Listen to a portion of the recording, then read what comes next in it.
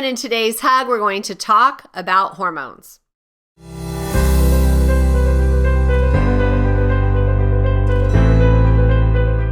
Yes, today wraps up our series on hormones, and today we are going to talk about thyroid hormone, growth hormone, cortisol, and adrenaline. All right, so let's go ahead and start at the top. The first one is cortisol. Cortisol is so important. It's a stress hormone, and it is really impactful on your immune function. Did you know that if you were to get, like, say, a kidney transplant or something, like another organ transplant, that the doctor will give you cortisol-producing drugs because it will shut down your immune system so you don't reject the organ transplant? Isn't that crazy? So we know that high cortisol will decrease your immune system, and none of us wants any of that, right? So going along with cortisol, but a little different, is adrenaline. And adrenaline is like your fight or flight hormone. Okay, so it is about your adrenals. And I'm telling you from personal experience, that can wreak all kinds of havoc on your body. My adrenals were not firing properly, and so I was getting heart arrhythmias, an irregular heartbeat, and it all came from my adrenals. So what do? Let's start with cortisol. We want to be really careful and reduce caffeine. This will benefit both the cortisol production as well as the adrenals. We want to stay in peace energy, right? No high highs, no low lows. Get rid of the fight or flight, unless, of course, you're got a lion chasing you or something. Key is really, really great for teaching all the different methods on how to reduce low-grade fight or flight. Eat enough food. When you don't eat enough food and your body is starving, then it will actually increase your stress hormone and your adrenal function. So we don't want that. You'll get overactive adrenals. Laugh more. Just be silly and playful. Stop taking life so seriously. You're here so you can enjoy that human experience. Playing with animals or little kids is really helpful. Also, getting out in nature. One of the supplements I took to help my adrenal function, I don't know why I'm pointing here, that's my heart, but is ashwagandha. It is an adaptogen that is really beneficial to balance out your adrenals.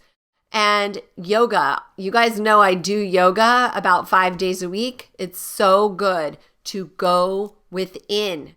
Some of you might love to meditate. I'm honest, that is one of the things I'm having a hard time getting into the routine of, but I will tell you that when I walk or hike, I'm definitely in a meditation of gratitude on the mountain. It's just so wonderful.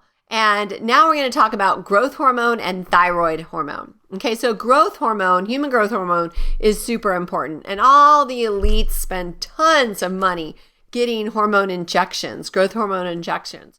But do you know that your body makes it?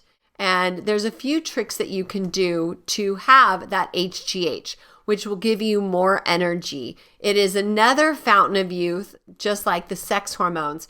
And honestly, my husband actually takes human growth hormone supplement every morning. It's like this liquid stuff he gets. I tried it, but I didn't care for it. Also, decrease your sugar intake. Isn't that just about the answer for everything? So sleep and fasted sleep. So this is what you want to do to increase growth hormone. And I bet you our QT waves do that as well. But when you go to sleep with an empty stomach, then your body will produce growth hormone. If you go to sleep and you're full, your tummy's full, then guess what? Your energy is going to be focused on digestion, not on growth hormone, which is super important, right? So try to get to bed, 3 hours after dinner. So eat your dinner early so you can still go to bed early, because the sweet spot of sleep for your pineal gland is in the winter between 9 p.m. and 2 a.m. That's your sweet spot. In the summer, you can go a little later, like say 10 p.m. and 3 a.m. But that's the magical part for your pineal gland to increase the production of these feel-good hormones. And the last is thyroid hormone. So really, truly, I love taking selenium. Selenium has so many health benefits. So all I do is pop 3 Brazil nuts a day, and that gives me the 200 micrograms of selenium that is suggested. Also, vitamin B12 is really helpful to increase your thyroid production, and being gluten-free.